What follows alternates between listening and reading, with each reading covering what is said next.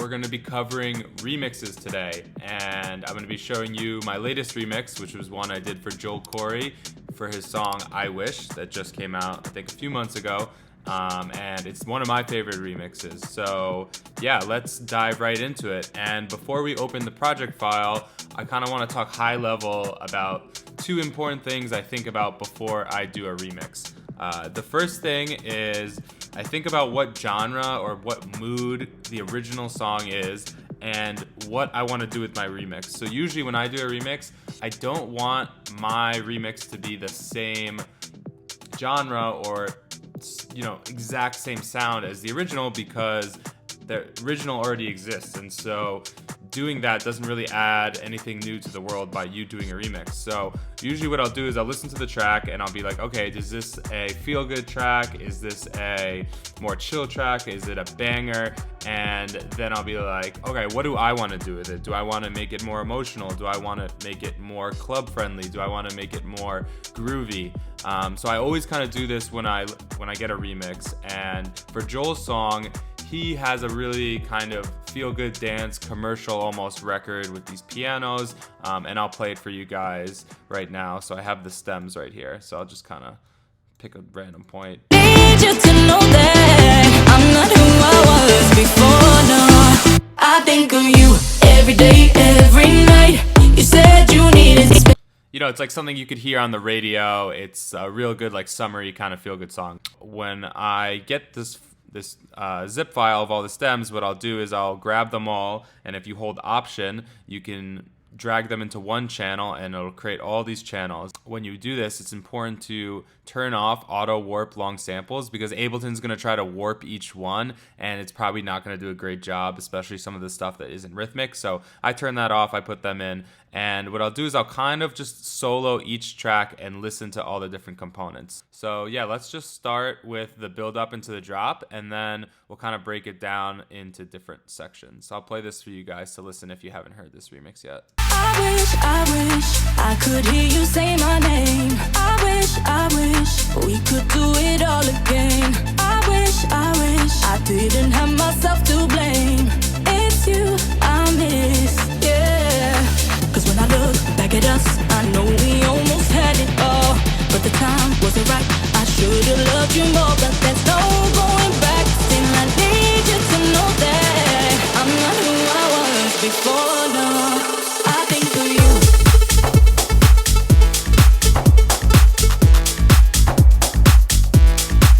I think of you.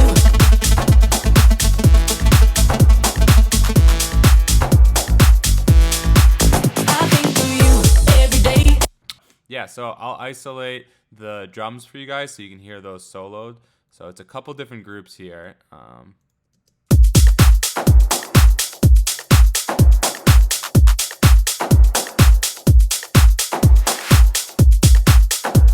Nice little 4-bar loop. Let's start with the kick. So I'm using 4 different kick layers here. A low kick layer, a little top click. I think I stole this from Vintage Culture and John Summit's Sophie Tucker remix. Just a little noise. A more mid-focused kick that has kind of a knock. And another little top kick. So all together, really nice top end to this, and it has that low. You can also see I have included some double notes in here. So just on the one of every 8 bars, there's a double note.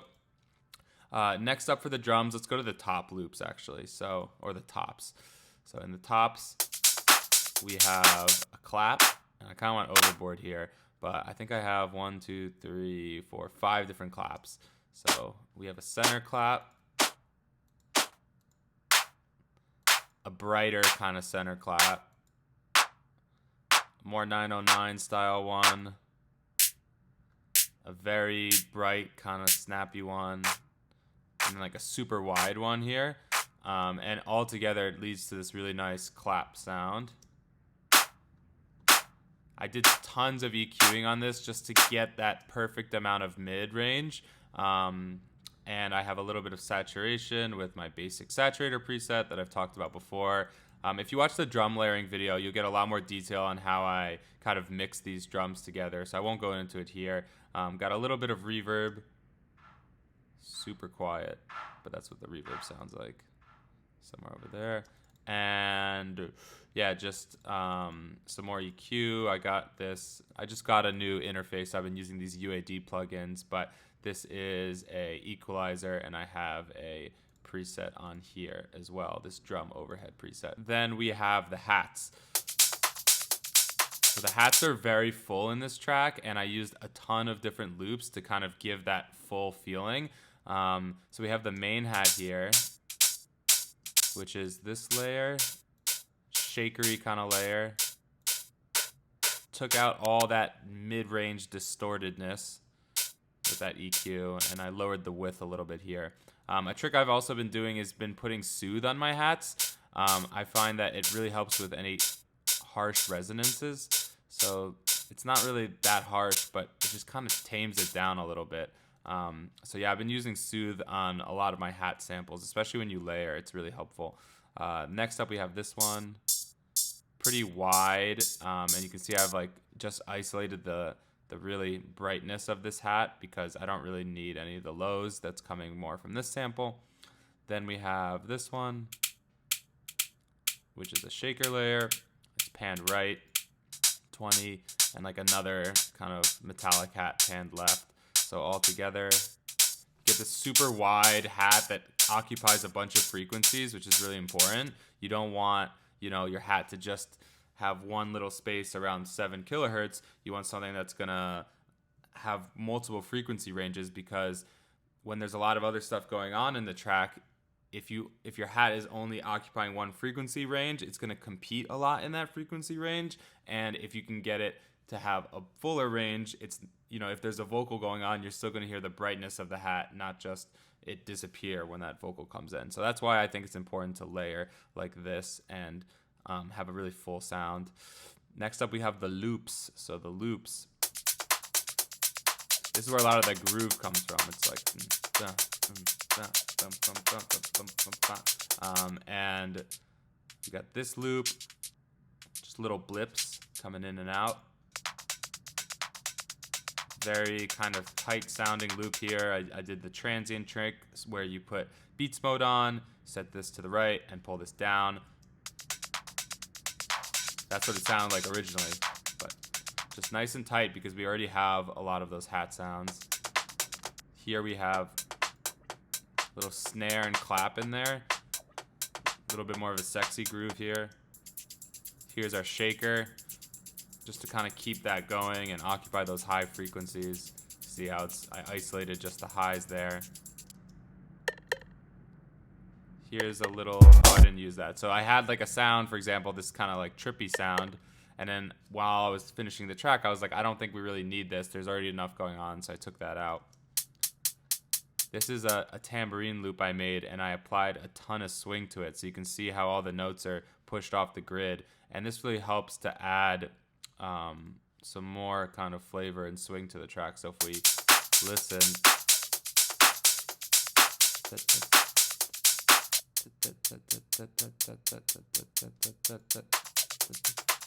if I take that away, not only does it take a lot of frequencies out, but it kind of loses that groove a bit. So yeah, just make like some eighth notes, apply whatever swing you like. I think I used this Logic eighth notes 59, and you can get a nice groove there.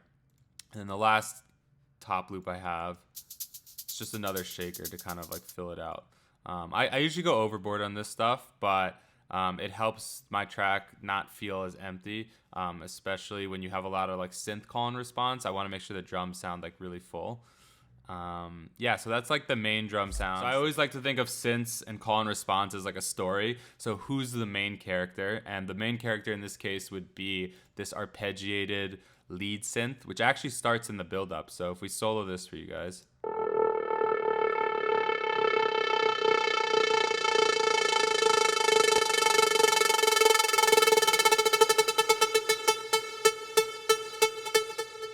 So yeah, I kind of tease it in the build up, and what I'm doing is I'm automating the rate on this arpeggiator. So if we look at the arpeggiator rate, it starts really fast, and then it kind of slows down, and then it lands right at 321, which is dotted eighth notes. So if you listen here, you'll hear it's kind of like on beat. Bump, bump, bump, bump, bump. Versus over here where it's just kind of doing its own thing. So it has that like feeling of it kind of being out of control, but then it whips back into control. I do this in a lot of my tracks. If you listen to Get This Party Started, I did that as well. And yeah, this is like the main character because it's the longest sound. It's the one that comes in right at the drop. It's kind of like the one that's in your face. And I have two layers here. I'll turn this off. This one and this one. So it's kind of like a square wave, which is the second one. And a sine wave, and a sawtooth wave is the first. They both have some reverb on it. They're from this Future House Sound Factory pack I got, or Future Rave for Serum. It's like David Guetta and Morton sound, but I really like these leads for this kind of arpeggiated sound. But yeah, those two come together into a nice little group, little saturation there. And yeah, that's the main character. And then the side cast is this guy right here.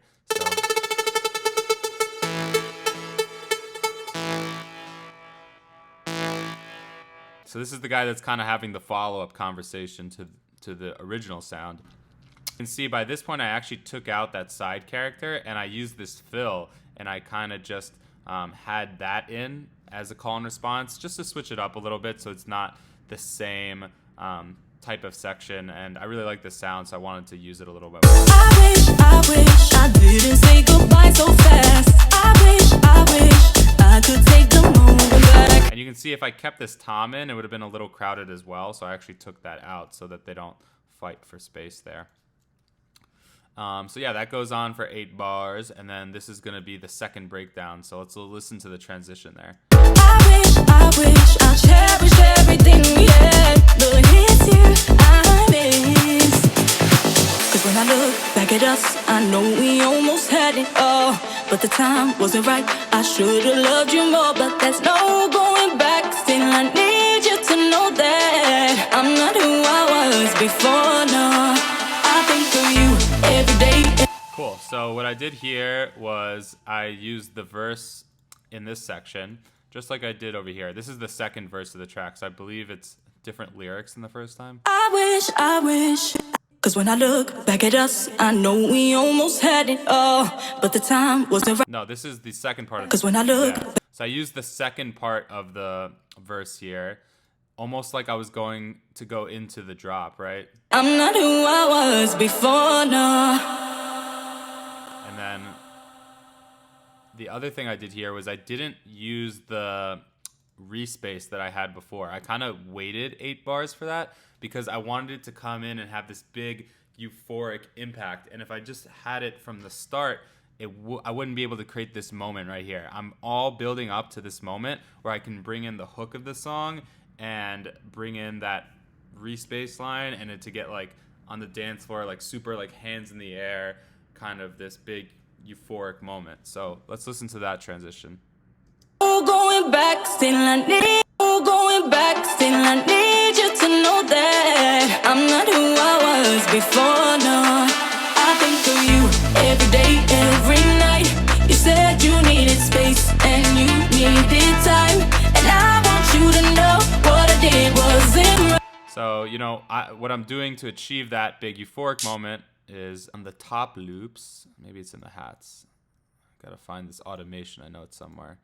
Yeah, we got this auto filter. So you can see I bring the drums down so they're super filtered here. Or the top loops. And I slowly filter them in so that there's a lot of room for that vocal. Because if this is fully open right here, the energy is just going to be too high. Cause when I look back at us, I know we almost had it all. But the time wasn't right. I should've loved you. And then the important thing here is this sound. So this sound was something I found on Splice. I really wanted like a melody that wasn't the ARP, something that was a little bit more broken up. And I found this super sick one on Splice. And so I'm kind of teasing it in here, but I'll play it for you.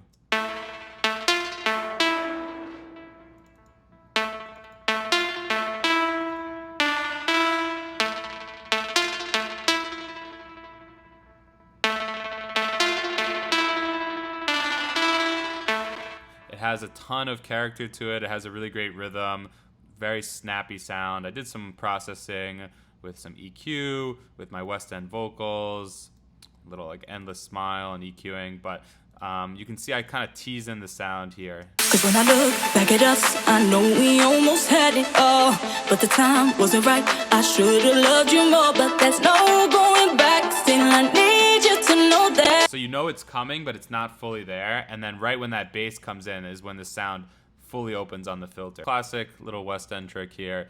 Take away most of your drum sounds. So I took away all the tops, and then I isolated that synth and did it a little bit differently. I think I have a pitch bend. Yeah, so you can see there's a pitch bend on the serum patches so that it pitches up on this section. Just so it's a little different than the first time around. These little details do make a big difference to get that professional sounding song. So it's important to kind of throw those in for the listener. Otherwise, and also for the DJs, because if your second drop is exactly the same as the first, unless it's like so catchy and the build up is like really good leading into it, there's no real reason a DJ would want to play your track all the way up to the second drop. So it's important to have those differences there. And then we just go right back into the drop. I think for you.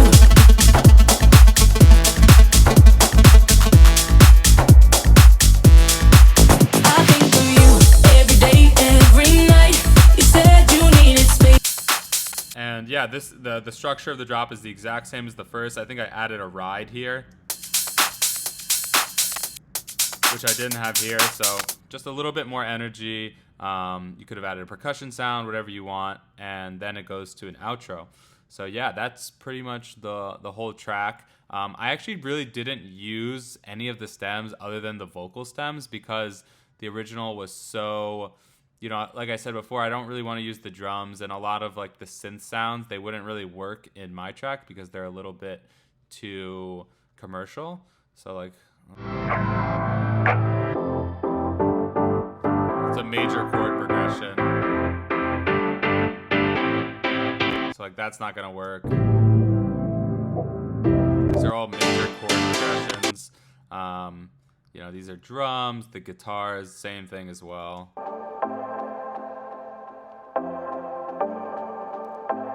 Effects, I usually use my own effects in a remix because I have like more control. A lot of times when you get a remix stem, the effects are all going to be in one channel, so it's hard to like isolate the snare roll from the white noise sweep. So yeah, I didn't really need to use any of the stems other than the vocal, but I did use all the different like vocal parts. So like there's background vocals, gang vocals, and I didn't, you can, when you have these different vocal layers, you don't have to follow the original song. Like if you want your chorus to not have the harmonies with them, you don't have to put the harmonies, and that's why you get the stems. So if you guys are interested in getting feedback on your music and having access to more tutorials and my project files, please click the link in the description to sign up for our Discord Kick and Bass. You can find more information on the website, and we look forward to seeing you there.